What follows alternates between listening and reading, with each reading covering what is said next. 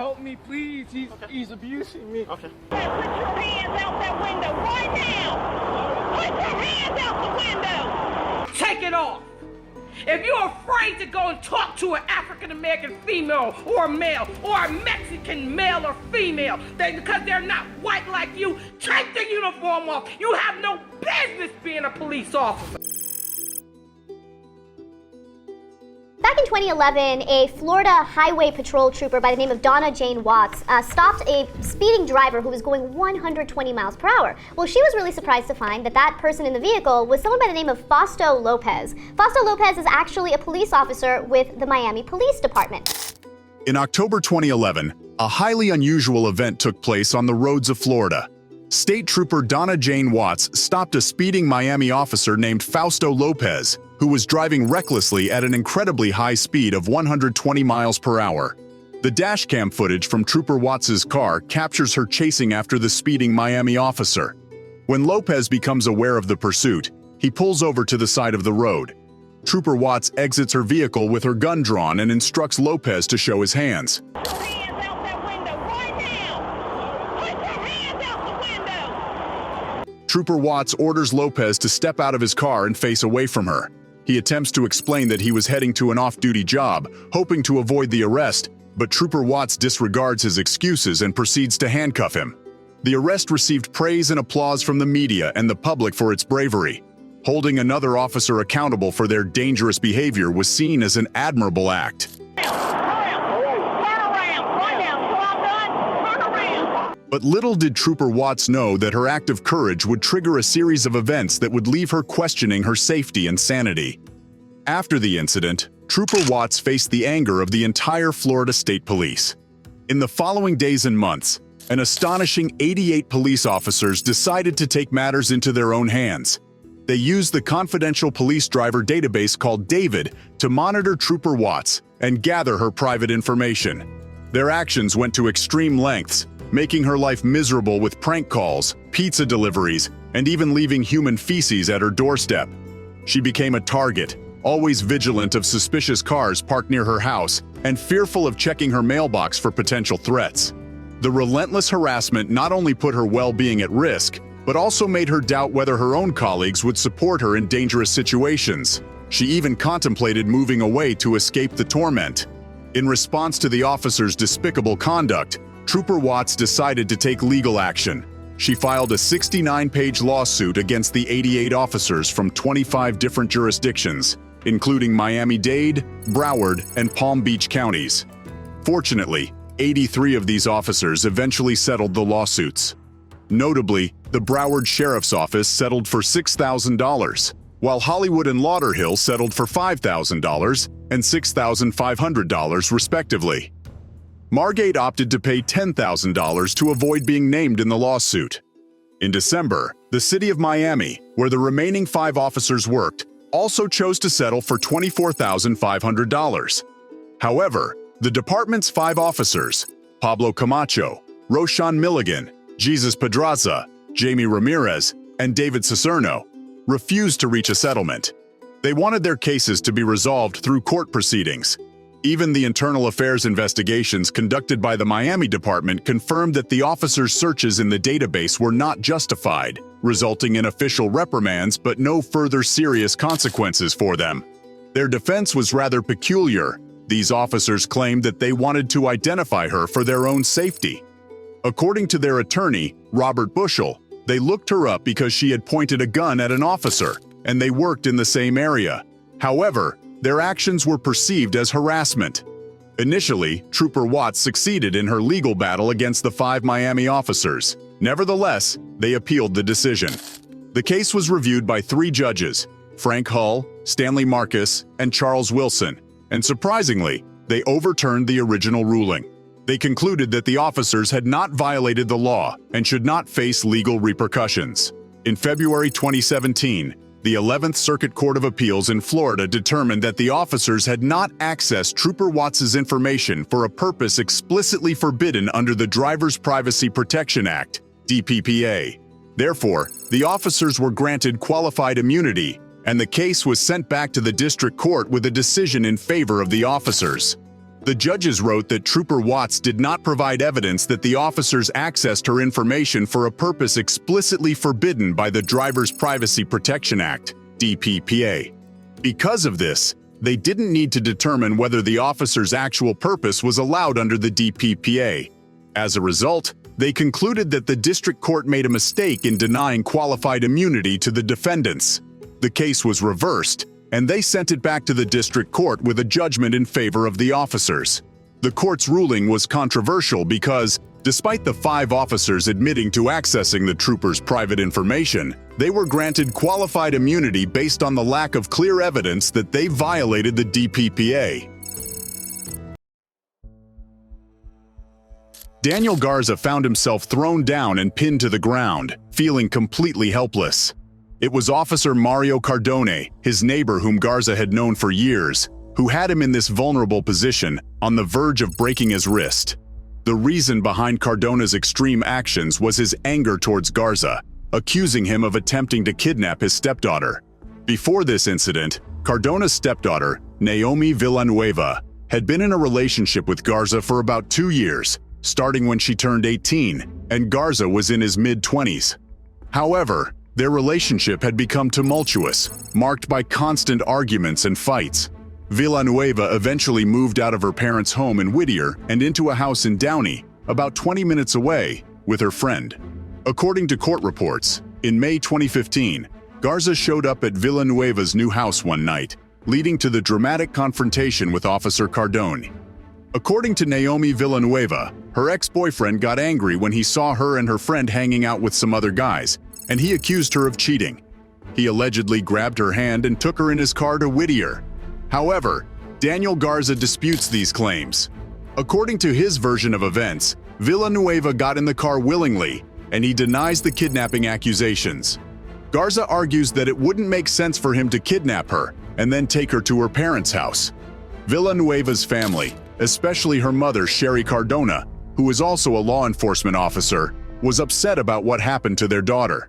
Sherry even reported the incident to the Downey Police Department. On May 14, 2015, Mario Cardona, who is Villanueva's stepfather and an off-duty officer, was returning home in his truck when he saw Garza doing Pilates in his yard across the street. Cardona called Garza down to the street, and as soon as Garza came down, Cardona began his assault. Both sides claim that they were not the aggressor in the situation, but a neighbor who witnessed the incident testified in favor of Garza's version of events. Help me, please. He's abusing me. Okay. In court, a neighbor named Ramsey Muro stated, "I saw Cardona as the aggressor, swinging and punching Daniel, who was ducking his head, taking more of a protective stance, trying to protect his head from being struck." When sheriff deputies arrived at the scene, Cardona claimed that the Downey Police Department had an arrest warrant against Garza, but it turned out there was no such warrant. Upon contacting the Downey police, the deputies found out that Sherry Cardona's kidnapping complaint was based on secondhand information. Garza was not under arrest, but the deputies noticed redness on Garza's face, bruises and abrasions on his knees, as well as redness on his wrists, according to their report. After the incident, Garza filed a complaint against his neighbor. However, 9 months later, he received a letter from the Los Angeles police chief, Charlie Beck, stating that Cardona's actions were justified and that he had done nothing wrong. This angered Garza, leading him to file a federal lawsuit in May 2016 against Cardona, Chief Beck, and the city of Los Angeles. The charges listed in the lawsuit included alleging false arrest, unreasonable search and seizure, excessive force, assault and battery, negligence, and intentional infliction of emotional distress. To strengthen Garza's case, a video of the encounter, filmed by one of his neighbors, was presented at the trial. Michael Amirian, the former deputy city attorney, spoke in defense of the city. U.S. District Judge Stephen V. Wilson presided over the hearing, during which Amirian described Cardona's actions as despicable and vile. He stated, "If that isn't malice, I don't know what is." The jury agreed with the city attorney, and on June 26, 2017, they ordered Cardona to pay Garza $210,000 in damages. Additionally, the court imposed an additional $664,000 in attorney's fees and $26,000 for post-trial costs. However, the city of LA distanced itself from the ruling, refusing to take responsibility for Cardona's actions. The city even refused to indemnify the officer, forcing him to pay the charges out of his own pocket. Cardona filed for bankruptcy relief, but his request was denied by the bankruptcy court, ruling that the law does not permit the discharge of a debt resulting from one's own malicious actions. Cardona's total debt resulting from this incident amounted to a staggering $899,267. Interestingly, just weeks after the verdict, Cardona was promoted to sergeant, a decision approved by Chief Beck himself. Garza's lawyer, Jim D. Simone, criticized this move, stating, "The LAPD had all the evidence we used at trial, but exonerated Cardona and then promoted him. This illustrates why people are out in the streets. Officers who injure and kill people unnecessarily are not held accountable for their conduct." Litigation against Beck and the city of LA continued, and they obtained another ruling in their favor in July 2019.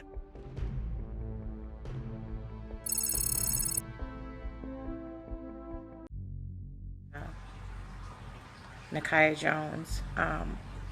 My son came home from work today and he showed me a disturbing video about a young man that was shot and killed by police in Louisiana. In July 2016, Nakia Jones, a former police officer who had served with the Warrensville Heights Police Department since 2002, found herself at the center of a global news sensation. It all began when she posted a video on her Facebook page, and little did she know that it would capture the attention of millions of people worldwide. In the emotionally charged video, Nakia expressed her deep pain and anger over the tragic shooting death of Alton Sterling, who was killed by 2 police officers in Louisiana. Her heartfelt message struck a chord with people, and the video quickly amassed over 8 million views. In her passionate appeal, Nakia directed her words towards her fellow officers, particularly white police officers, urging them to reconsider their profession if they held any racist sentiments towards minority communities. Take it off. If you're afraid to go and talk to an African-American female or male or a Mexican male or female, because they're not white like you, take the uniform off. You have no business being a police officer.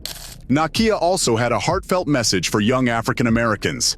She urged them to become positive role models for the next generations and appealed for them to put down their guns, choosing better paths for their future. An intelligent black man. Men, I need for y'all to stand up. Get these young men, mentor them, teach them. Nakia's video had a significant impact on the media and the public, catching the attention of then-President Barack Obama. She even had the opportunity to join a television panel on ABC with the president to discuss pressing racial issues in America. However, her newfound fame had unexpected repercussions within her own police department. Nakia's co-workers at the Warrensville Heights Police Department became angry and refused to communicate with her. Initially, Nakia didn't face any punishment from the city for her video. But in 2017, a year after the video went viral, she encountered a different battle, fighting to keep her job. The department terminated her, citing misuse of sick time hours as the reason for her dismissal. Nakia, however, believed that her firing was a direct result of her viral video. In March 2018, she took legal action and filed a federal lawsuit against Warrensville Mayor Brad Sellers and Police Chief Wesley Haynes, asserting that her termination violated her First Amendment rights. She also alleged that she faced gender and racial discrimination as an African-American female officer during her tenure. In her lawsuit, Nakia described the emotional distress she endured during her time at the department. However, city officials insisted that her termination had nothing to do with the viral video. They claimed to have become suspicious when they noticed Nakia participating in speaking engagements, traveling, and attending weddings while still receiving workers' compensation. These activities occurred in the months following a car accident Nakia had while on duty in May 2017. The events leading to Nakia's dismissal occurred in October 2017. She was scheduled to return to work on the 9th, but she called in sick that day and the following day due to a headache. She called in sick again on October 13th, her next scheduled workday, for 3 days, citing the same persistent headache and a lupus flare-up. City administration grew concerned and conducted an investigation. What they uncovered was surprising. The surveillance team observed Nakia boarding a plane headed for Philadelphia, where she was reportedly scheduled to speak at a conference. Chief U.S. District Judge Patricia Gagan reviewed all the evidence and arguments presented in the case. The judge concluded that Nakia had not shown a direct link between the video she posted in July 2016 and her termination in October 2017. The ruling stated that there was no clear connection between Nakia's protected speech and her firing, and the defendants had provided a valid reason for their decision. Furthermore, the judge dismissed Nakia's claims of intentional infliction of emotional distress and a hostile work environment. In response to the ruling, Mayor Sellers expressed satisfaction, stating that Warrensville Heights officials were pleased with Judge Gagan's decision. He believed that once all the facts were presented, the city's position would be vindicated, and the claim against the city would be proven to be without merit. Mayor Sellers reassured the public that the city would continue to serve Warrensville Heights and its citizens to the best of their abilities.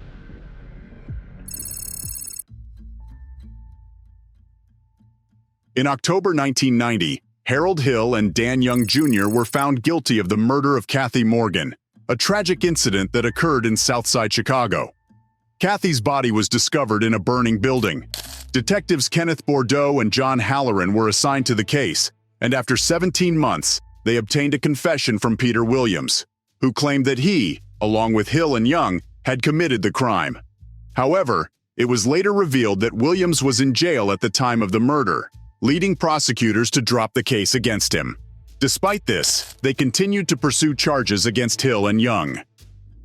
The circumstances surrounding Hill and Young's confessions raised doubts. Hill stated that the investigating officers, Kenneth Bordeaux and John Halloran, physically assaulted him, hitting him in the ribs, and subjected him to verbal abuse. He alleged that they put him under immense physical and mental pressure until he felt compelled to confess to crimes he knew he didn't commit. Harold Hill was just 16 years old when the crime occurred, but he was tried as an adult alongside Dan Young Jr., who was 31 years old at the time. The trial took place in the Cook County Circuit Court, and Judge Thomas Durkin presided over it. Prior to this incident, neither of the defendants had a criminal record. Due to the inadmissibility of their confessions against each other, separate juries were selected for the trial. Prosecutors called on Dr. John Kenny, a self-proclaimed forensic odontologist, who claimed that a bruise and a bite mark found on Kathy Morgan's body could be linked to the defendants. Both juries found Hill and Young guilty of murder, resulting in a life sentence without the possibility of parole. Guilty. In 2004, a major revelation occurred when DNA tests were conducted. Harold Hill and Dan Young Jr.'s defense attorney, Kathleen Zellner, requested DNA testing on evidence from the crime scene. The test showed that the hairs found at the site and the cellular materials under Kathy Morgan's fingernails did not match either Young or Hill. Prosecutors contested these findings, arguing that the hairs were not relevant to the case and that the cellular material could have been left by the recovery teams during the investigation. Despite the prosecutors' resistance, a new investigation was launched.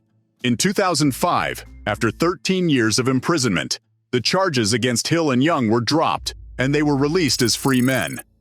Sadly, Young was killed in a hit-and-run incident in Chicago just 14 months later. Hill, however, felt a grave injustice had been done to him. He filed a complaint against the city of Chicago, the police, and the two detectives involved in the case, alleging coerced confession and violation of his civil rights. The case was set to go to trial, but before that happened, a settlement was reached in 2011. The city of Chicago agreed to pay $1.25 million to settle the case. Hill received $500,000 from the settlement, and the rest covered attorney's fees. Although Hill achieved this victory, he faced another conviction later for an unrelated armed robbery charge and is currently serving a 27-year sentence in prison. Despite this outcome, the case highlights the need for significant reforms in our justice system.